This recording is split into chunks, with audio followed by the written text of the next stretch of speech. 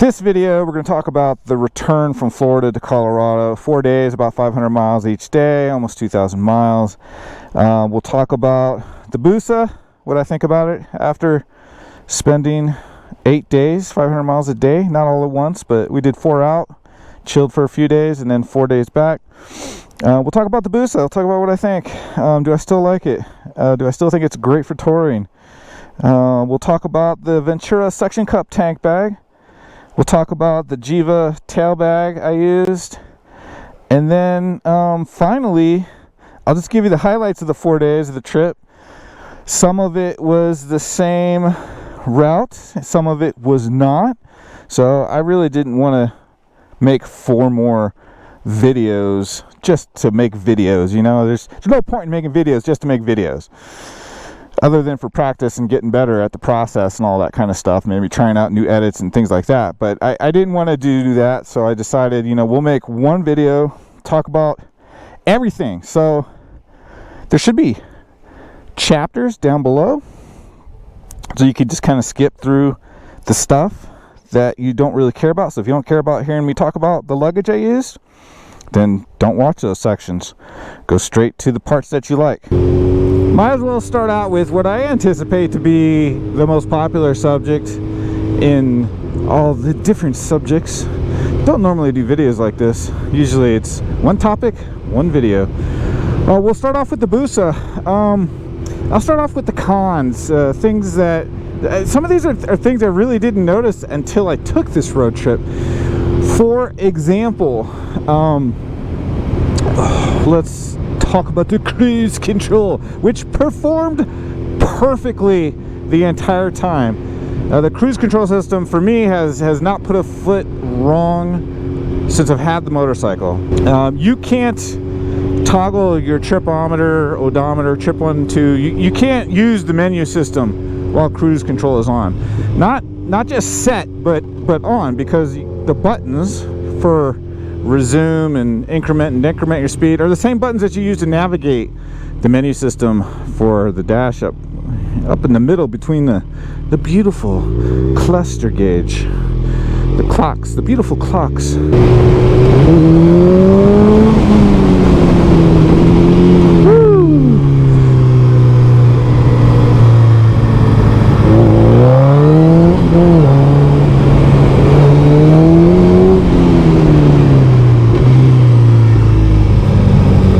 These turns are so much fun.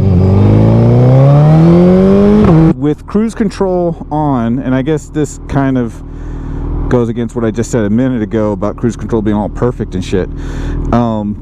I've noticed, and it doesn't do it really badly, but when you are on a steep descent with cruise control on, sometimes you can feel the bike lurch back and forth. And I've experienced this with cruise control in another vehicle once before.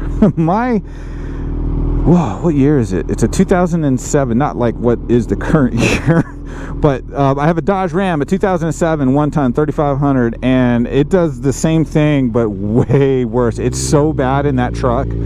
I turn cruise control off when I'm going down a big descent because it's just bad. All right, I think this is the last con, and then I'll get into the pros. And this con, I know I'm not alone, because other people have commented on some of my videos that they've experienced the same thing, and that is the quick shifter. I think the key is to be aggressive. If you're going to use a quick shifter, use it very aggressively in the engine RPMs and how hard you're on the gas. You don't need to be like full throttle, but you need to be aggressive, and also aggressive with your foot. Don't, you know, I mean, put some pressure on the shift lever and mean it. You know, the best way I can describe it: when you shift, mean it. And I think that this problem will happen less to you regardless of whatever quick shifter mode you're in. But as long as you're being aggressive with the engine, aggressive with your shifts, you should be all right. But essentially what I experienced was kind of almost like a miss shift, except it's not like you go into neutral and the engine revs, but you feel a sensation of no power or very little power. And then for me, it would do this, and sometimes it would be in the next gear, and sometimes it was like the shift never took. It's kind of hard to describe. It doesn't happen often enough that I'm perfectly familiar with it. It's happened maybe since I've had the bike a handful of times, but I noticed it mostly on this trip. It's a stop. I'm gonna stop. You could have went, okay?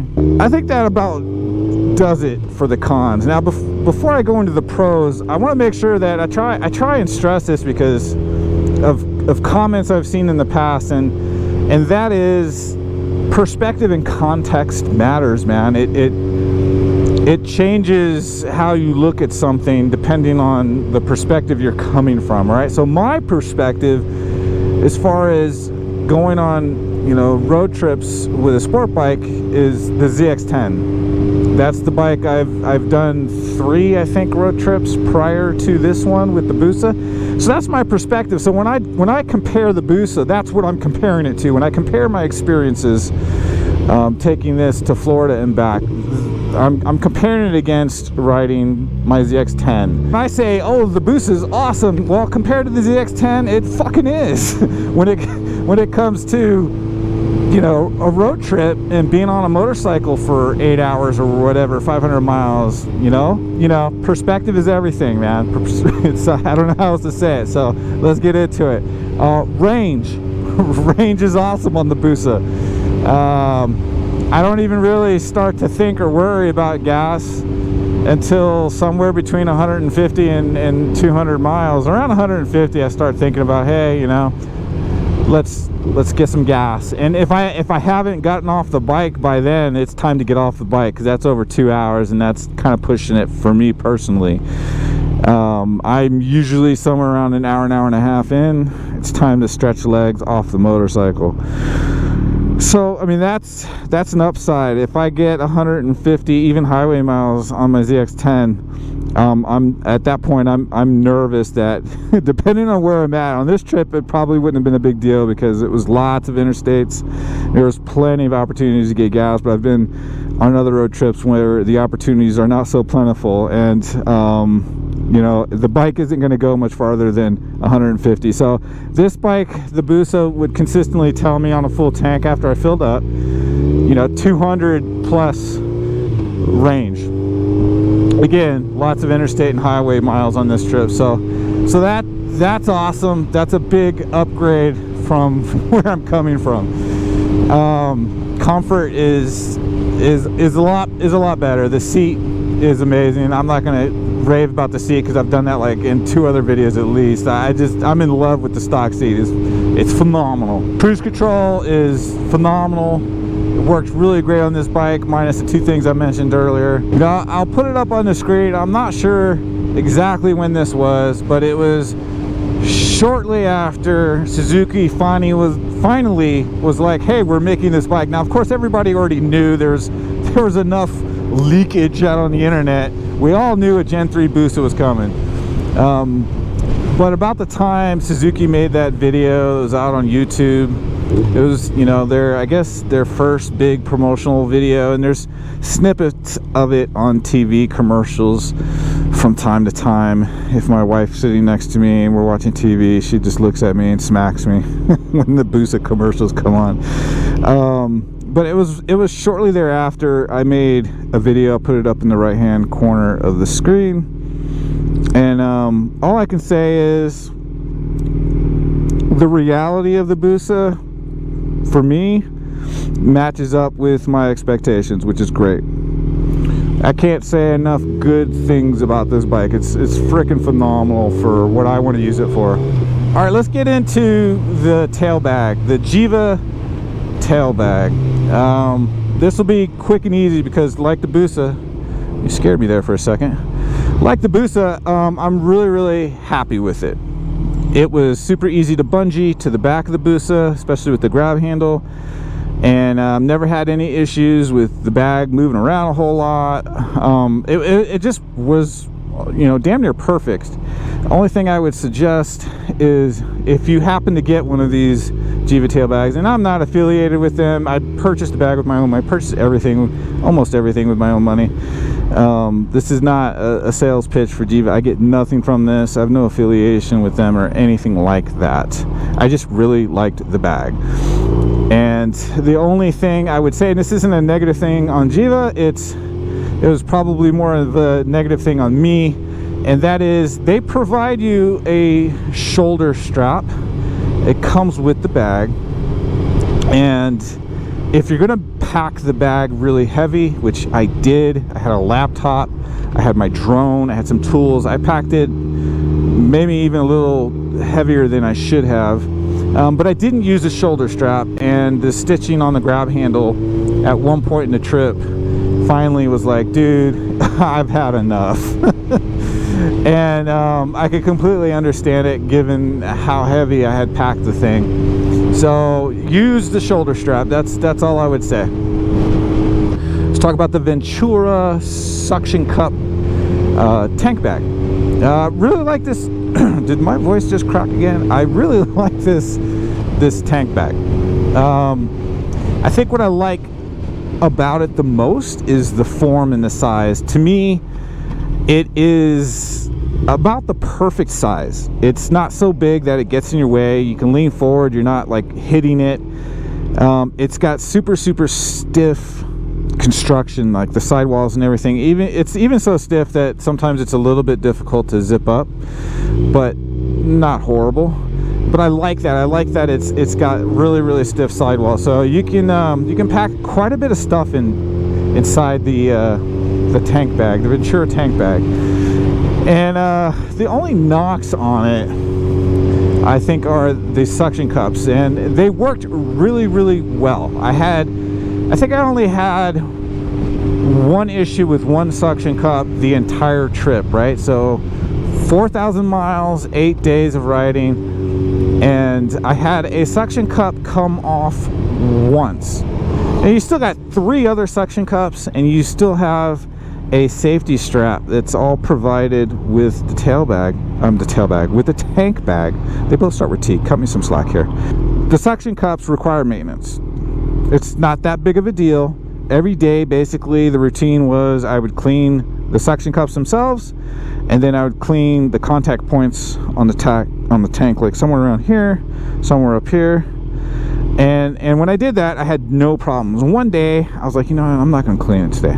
And then I just went about my day. And that was the day where one of them came off. And I don't remember which one it was. I think it was the back right side, but I'm not 100% positive. It's neither here nor there, whatever that saying means. But the point is, if you clean the cups, you start every day clean, the suction cups worked really well. I didn't have a single issue with any of them the entire trip, except for that one day where I didn't clean the tank or the suction cup. I had one come off, and taking the 2 back cups off to fill up your tank, it's pretty easy. And you know, when you consider 500 miles a day, 200-mile range, you're at least gonna fill up, you know, 3 times. And you may choose to take a break at a gas tank. I mean, there might have been a day where I filled up 4 or 5 times, not because I had to, but it was just like, hey, I need to take a break. Here's a gas station. Might as well. The gas is safer in the tank than it is under the ground of a gas station.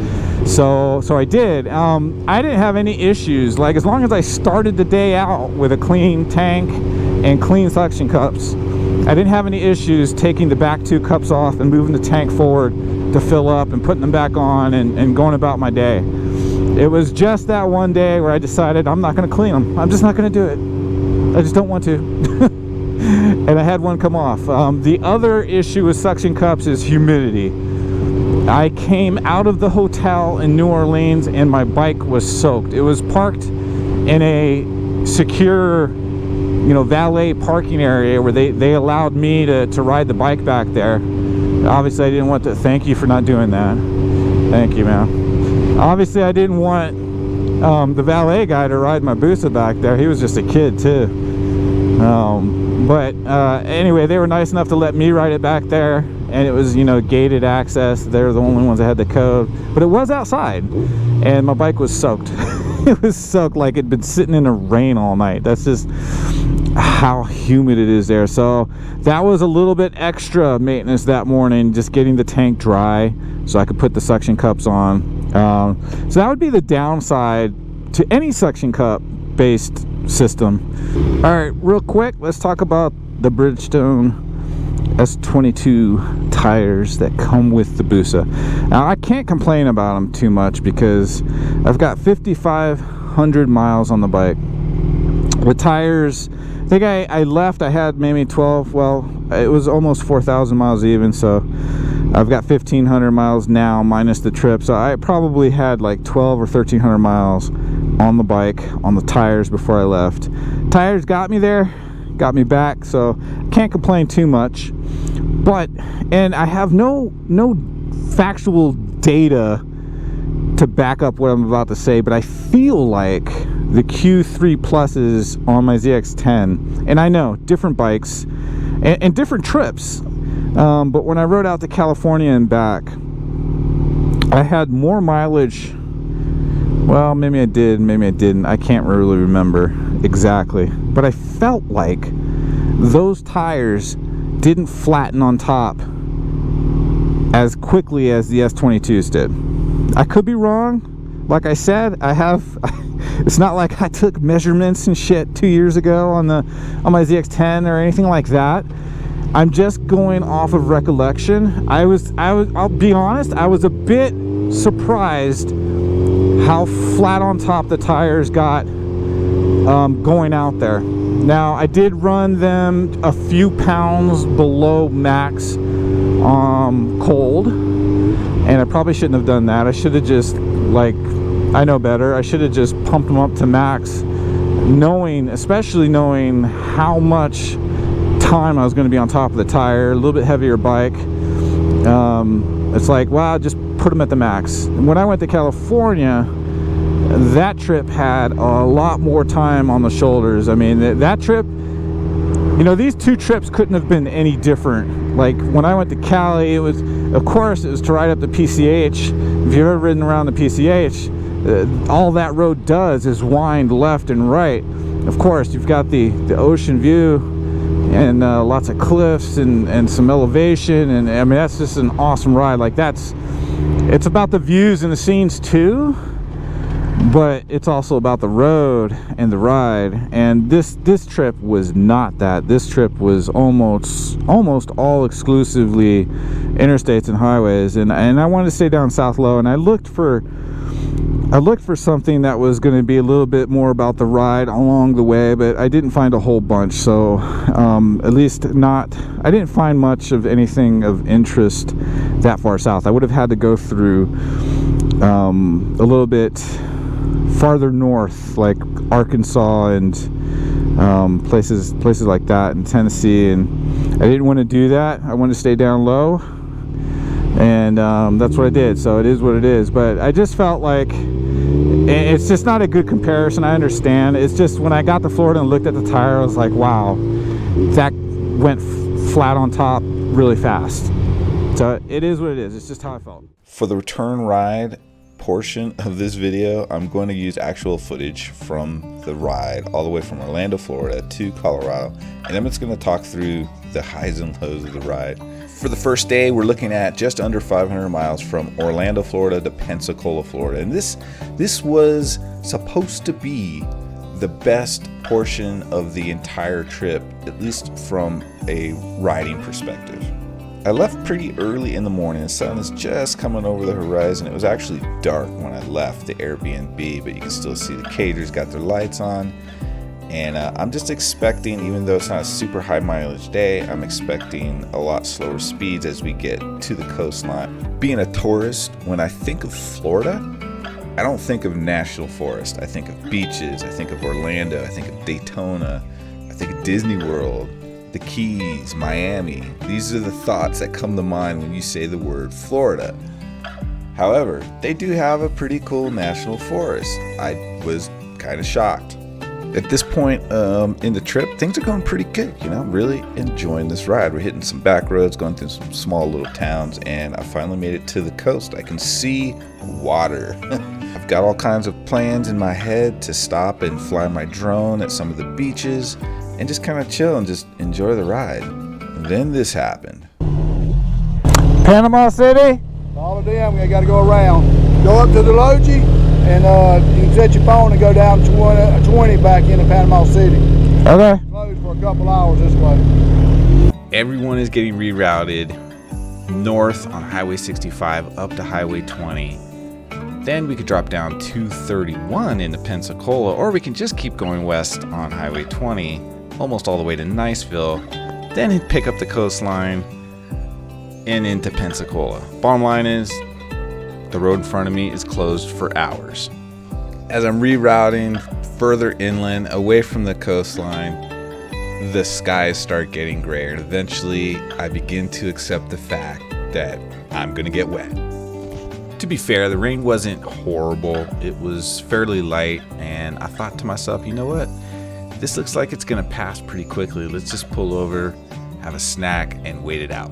So wait it out I did, and eventually the drizzle almost came to a complete stop. So I thought, you know what? We're already wet. Let's just keep going. We had our snack. We took our break. Let's move on. And then, kind of like the way this day has gone, the rain got really bad. It was a straight up monsoon, and there was no way I was going to even attempt to ride through that. It was pretty hazardous, to be honest. So I found myself another gas station to hide underneath and wait it out.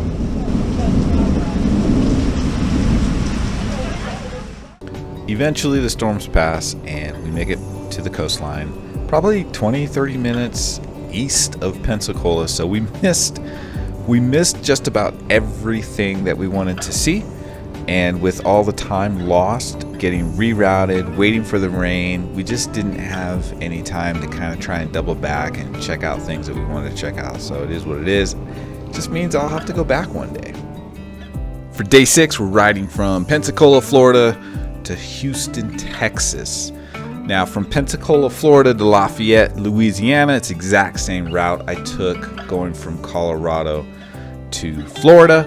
And if you want to see any of that footage, go check out day 3 in the playlist. From Lafayette, Louisiana to Houston, Texas, wasn't really much to show. It was boring, it was flat, it was straight, and it was hot. Which leaves us with Houston, Texas. Now, riding into Houston, Texas was interesting. Maybe it was just coming from the east. I'm not really sure, but it felt like I was just in a big oil refinery. There were, at one point, what looked like refineries as far as the eye could see on both sides of the interstate, the north side and the south side. So the next morning we leave Houston, Texas, headed for Lubbock. And, you know, initially the ride wasn't that bad. It was pretty green, lots of little towns to pass through. But as I got closer to Abilene, it started to get pretty hot. And between Abilene and Lubbock, Texas, I hit possibly the hottest temperature I've ever ridden through, 107 degrees Fahrenheit. Now, keep in mind, this is around the first week of May. I mean, we're still technically in springtime. The next morning, I leave Lubbock, not at the crack of dawn, but before the crack of dawn. I'm really anxious to get home at this point. It's been quite a few miles and days on the motorcycle. If you watched day 1 and day 2, I complained a lot about the wind, and at this point, the wind was still blowing. A week later, it's still windy. It was so bad when I got to Colorado, I ran across multiple 18-wheeler semi-trucks laying on their sides. You know, at the end of the day, after 8 days, 500 miles a day, 4,000 miles, actually a little bit over 4,000 miles, I'm pretty stoked on the Busa, man. It's an amazing motorcycle, and if you're like me, you're holding on with a death grip to the Sport in Sport Bike, which I am. The Busa is, in my opinion, a wonderful motorcycle to go touring on, a road trip, sport bike touring, whatever you want to call it. It's not perfect, no motorcycle is, but I think in the sport bike genre, the Busa is probably about as close to perfect as you're going to get for a road trip on a sport bike. Thanks for watching. Keep the rubber side down, and we'll see you guys in the next video.